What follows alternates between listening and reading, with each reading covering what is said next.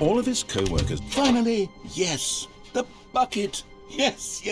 Stanley clutched the bucket tightly to his chest. This was not the correct way to the meeting room, but Stanley had felt the bucket calling to him, telling him that the employee lounge was simply the place to be. And here it was. Had the bucket turned out to be correct? No, never mind. The bucket was wrong. Stanley took the door on his left to go back to the meeting room. No, said the bucket. don't go to the meeting room. Go somewhere else. The cargo lift. Good, said the bucket. Now ride the lift all the way to the top. There's something up there I need you to do. Stanley did not question why or how this bucket was speaking to him. It should have alarmed him, of course, because buckets can't talk. But Stanley chose not to think about this obvious fact. He was firmly convinced that the bucket had spoken to him, and he unthinkingly did whatever the bucket asked.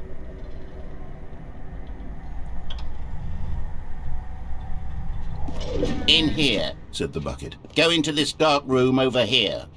Stanley once again obeyed blindly. Now pick up the phone. Whoa, hold on. Why did you unplug the phone? Were you trying to resist the bucket's orders? Stanley, I was joking. Obviously, the bucket isn't talking to you and telling you to do things. Buckets can't talk. It was a joke. Don't you get the joke? It's funny, Stanley. A talking bucket. Can't you see? Oh, goodness. I must have really bungled up the delivery if you actually took me seriously. Where did I mess up the joke? Should I have paused for longer or spoken quicker? Comedic timing is so difficult. I wish I were better at it. But there isn't exactly an instructional video on comedy that one can watch to fully... Oh, wait, yes, there is. It's sitting right here. Let's take a look. What is comedic timing? What is comedic timing? How does it work? How long should it last? How can it be used to effectively... And more importantly, can it be taught in its entirety within 90 seconds? Thankfully, the answer to all of these questions is yes. Let's dive deeper.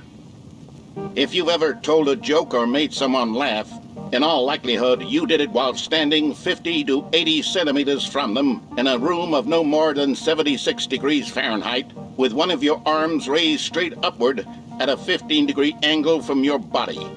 These are the optimal conditions for good comedic timing. To begin the joke, start by stating and spelling your name. Next, provide a brief synopsis of the joke, including the specific times at which the recipient of the joke will laugh, and then spell out your name a second time. With these steps complete, it's time to begin the humor. Speak the entire joke in no more than 18 seconds and no less than 13 and a half, pausing only for bathroom breaks when necessary. When the joke has concluded, it is customary to inform your listener that the joke is over by declaring in your loudest possible voice, "I'm Dunny with the funny." Let's practice screaming, "I'm Dunny with the funny" now.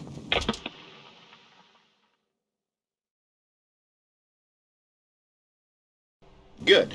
This saying is a perfect example of expectations management, which is the cornerstone of good comedy. Finally, it's time to hand out surveys. Collecting hard data from your audience on how rapt they were throughout the joke is the only way to grow or learn as a comedian. An effective survey should be no less than 10 pages long and should include the same question reprinted several times, just to ensure the survey taker is actually paying attention and not simply filling in answers at random. And that's all there is. With these strategies at your disposal, you'll have audiences doubled over in laughter and even tripled over in laughter in no time at all. Just remember to let them stop laughing at some point, you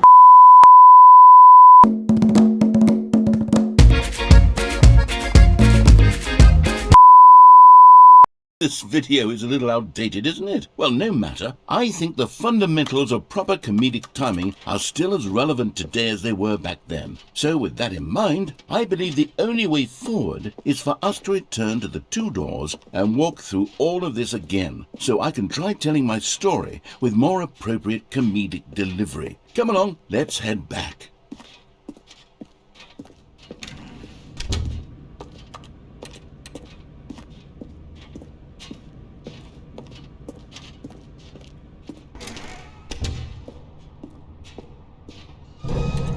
can feel it. This time, I'm really going to nail the delivery. You'll be in stitches. A talking bucket, you'll say? How ridiculous. How absurd. What a hilarious concept. The king of comedy. That's what you'll call me as we had the instructional video. Otherwise, who knows where we'd be right now. Well, I wouldn't be the king of comedy, that's for sure. The bucket spoke to Stanley. The bucket spoke. The bucket spoke. Oh, I'll figure it out on the fly. No need to overthink things.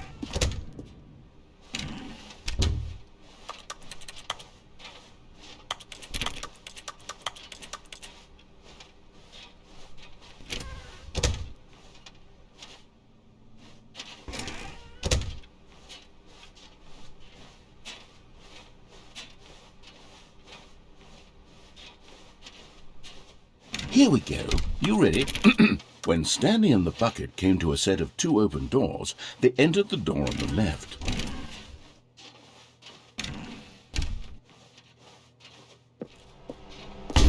What? We're back at the phone already? No, what's going on? There were supposed to be several rooms leading up to this. There was supposed to be a build-up to this point, a dramatic display of remarkable comedic wit which culminates in this scene with the phone. But now the timing's completely off. The joke will never land. Well, not the way it was meant to. And it's all my fault. I must have forgotten that the phone room comes immediately after the 2 doors room. What an egregious mistake. I don't deserve the title of King of Comedy. I'm nothing. I'm not even the lowliest joke-telling whelp. I think I need to go back and rewatch that instructional video again. Yes, surely that will help me improve my... Here we go. You ready? When Stanley and the bucket came to a set of 2 open doors, they entered the door on the left. No. You were supposed to go through the door on the right, leading back to the phone. Did you not even look at the instructional video? I think this is all covered very clearly. There's no way I can make the comedic timing work now. It's done. The joke is completely done and over. It's all your fault, Stanley. I'm going to be ridiculed in the community of other joke writers. I'm going to be shamed at every one of our meetings from now on. All because you couldn't watch a simple video and take a hint. Are you proud of yourself for bringing me down, Stanley? Are you proud? Stanley, you love the bucket so much it's like you... it's as though all of your other most prized possessions pale in comparison. Yes. Well, let me try that again, Stanley. I heard that you are pale with shame over how unabashedly in love with a bucket you are. No? Still not? Is it the delivery? Pale with shame. Pale with shame? Pale... What's another word to describe a bucket? Stanley, this bucket is so metal. I think I saw it playing guitar. No.